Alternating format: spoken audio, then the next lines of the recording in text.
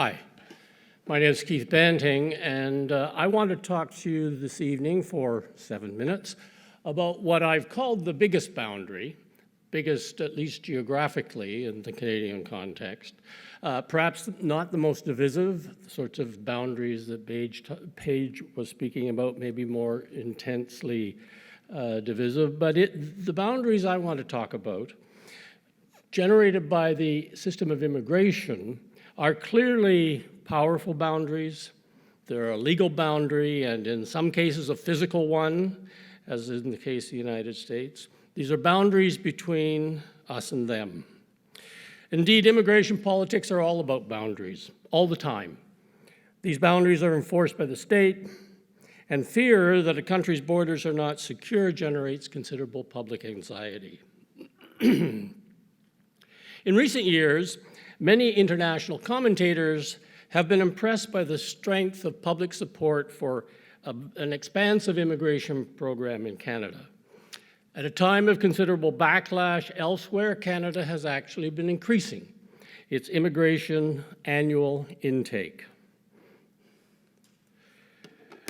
When in late 2015, the federal government accepted 50,000 Syrian refugees, most commentators, Canadian and international, agreed with The Economist magazine that the secret to the Canadian comfort with immigration is its distinctive culture and identity, both of which celebrate diversity.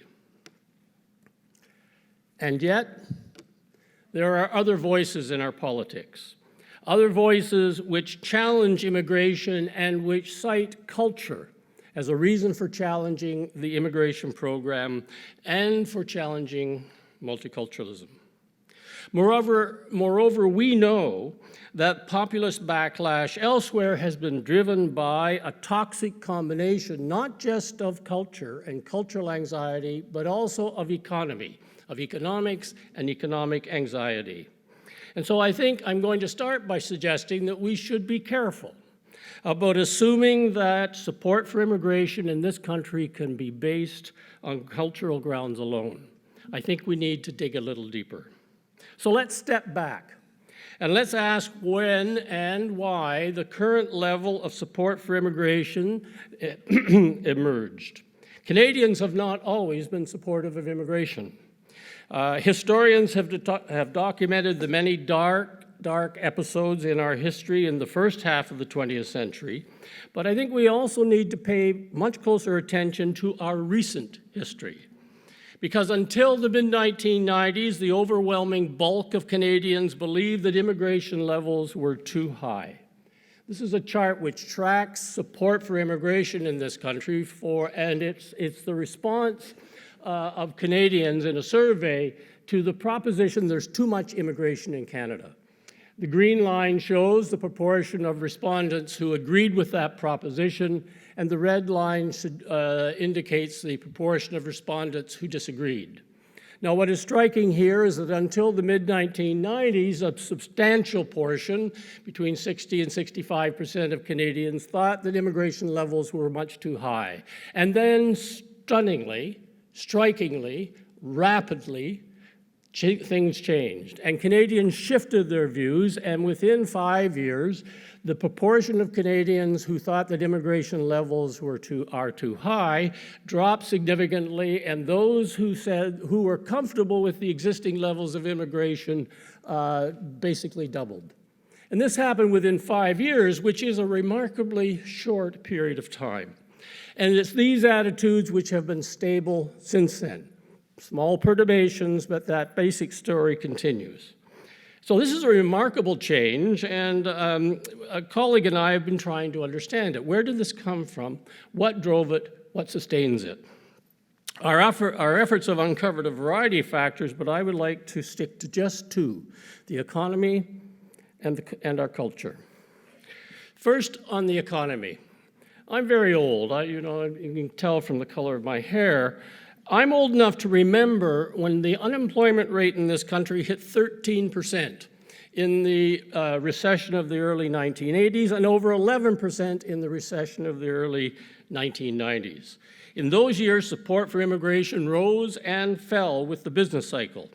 But the unemployment rate, this unemployment rate dropped steadily in the 1990s, reaching a much lower and relatively stable level in the 2000s. And at the moment, we're running in a 5% range, almost a third of what it was in the early 1980s.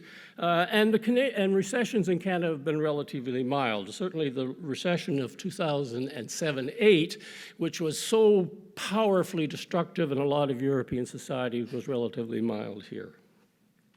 I think that the better economic context in which immigration attitudes are formed makes it much more difficult to scapegoat newcomers, to complain that immigrants are stealing our jobs. And in our work, the decline in the unemployment rate turns out to have been the strongest individual factor in explaining the change in attitudes. The economic impact, this economic impact was reinforced by the actual transformation of the immigration program into an economic program. In Canada, it's a mantra that Canada adopted the point system in 1967. But a point system doesn't matter at all if the economic class of immigrants is small. That is, if the proportion of immigrants selected by that procedure are small. And for decades after 1967, family reunification was the big category in the Canadian immigration system, and it's only in the mid-1990s, that period of big change in our attitudes, that the Canadian government squeezed family reunification as a category and radically increased the proportion of immigrants in the economic class, making it by far the biggest category. This is, as we see, precisely the same period in which Canadians overwhelmingly came to believe that immigration is good for the economy. This is another slide. It's the response of respondents to the proposition, the economic impact of immigrants is positive. As you can see in the mid-1990s, the green line, those who agree with that proposition, rises substantially, and it's stable since. Those are stunning numbers in international context. Okay, so I guess I'm arguing here that there was an economic context which underpinned the willingness of Canadians to shift their attitudes on immigration. But what our culture? Doesn't it matter? I'm sure that faith and multiculturalism does play a role in softening some of the internal boundaries within Canada. But I think culture plays a very different role in how many and who gets through the door into the country in the first place. Cross-national surveys reveal that Canadians are as insistent as any European public that immigrants should fit in. In the current period, cultural anxieties about immigration are clearly prominent, especially prominent in Quebec, but they're not limited to Quebec. This slide captures, responses to the proposition that, quote, too many immigrants are not adopting Canadian values, end of quote. And as you can see, in the same time period, from the mid-1990s, there is a softening in the proportion of Canadians who support that proposition. But the fall is not as sharp as in the economic transformations that were the context for these changing attitudes. And there's a rise. Those attitudes, the sense that too many immigrants are not adopting Canadian values bumps up again in the period from about 2007 to about 2015. One of my colleagues was unkind enough to call it the Kenny bump. Not surprisingly, in our statistical analysis, half of Canadians who are worried about whether immigrants are adopting values, the 52% are adopting our values, are much less likely to support ambitious immigration levels. And these cultural anxieties have undoubtedly contributed to and being reinforced by the increased political polarization over immigration in recent years. Conservative supporters and supporters of other political parties now differ significantly in their views on immigration. And this greater polarization helps explain, the greater political contestation over these issues in recent years. So, if we step back and ask how did those, in what context did those that big pattern of attitudes towards immigration shift, I think there is both an economic and a cultural story. The dramatic growth in Canadian support for immigration in the 1990s and its stability through the 2000s was underpinned by economic factors, a comparatively low unemployment rate, and the transformation of immigration into an economic instrument. Cultural anxiety did ease, but it remains significant in the Canadian context. But so far, however, the widespread belief in immigration is good for the economy offsets these lingering cultural anxieties, at least in the data analysis that we've done. Okay, so looking forward, what value is this kind of analysis? What are the implications? What does it tell us?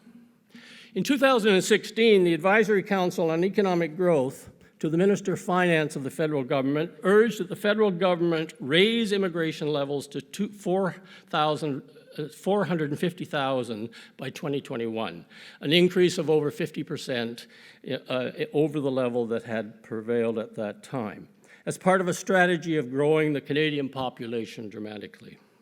So far, the federal government has avoided such a bold commitment and has raised the target to 350,000, which is still a significant increase over the patterns that had persisted throughout the 2000s when the number fluctuated between about 250,000 and 280,000. Now, what is striking is that so far, although there's been pushback, we've seen political pushback, largely rooted in cultural anxieties, the basic fundamentals of Canadian support have not shifted. The continued decline in the unemployment rate, I suspect, has been important, that we're slipping down into the 5% range. And so perhaps we are on good, solid ground still. But are we good to go with a big jump? Because this is a time, this may be Canada's time. Maybe this is a time when we can grow, when we can, given the fact that other countries are turning away people, move aggressively. Is this our time to move aggressively into a much more expansive immigration world? I have a word of caution. I think we're in a curious period. The unemployment rate is no longer a good proxy for economic security. Despite such low unemployment as we enjoy at the moment, Canadians are uneasy, even anxious about their economic prospects and the economic prospects of their children. Growing inequality, disruption in the global economy, the economics of technological change, the gig economy, and precarious forms of employment have generated a palpable sense of economic concern, anxiety, insecurity. And the political parties are jockeying to tap into this unease in the current election campaign. Would Canadians in this context support big increases in the immigration file? In my view, those who support Canada's approach to immigration, especially those who seek to grow it, and that would include me, should not assume that immigration is simply baked into our culture and that it is sufficient on its own to sustain an ambitious immigration program. It strikes me that supporters, including me, need to focus not just on instances of cultural intolerance that still exist, but also on issues of economic anxiety, economic insecurity, growing inequality, and a sort of social justice agenda for the population as a whole. Limiting the potential for populist backlash and hardening of the big boundary requires working, I think, on both economic and cultural justice agendas. Otherwise, we might end up with Charlie Brown. Thank you.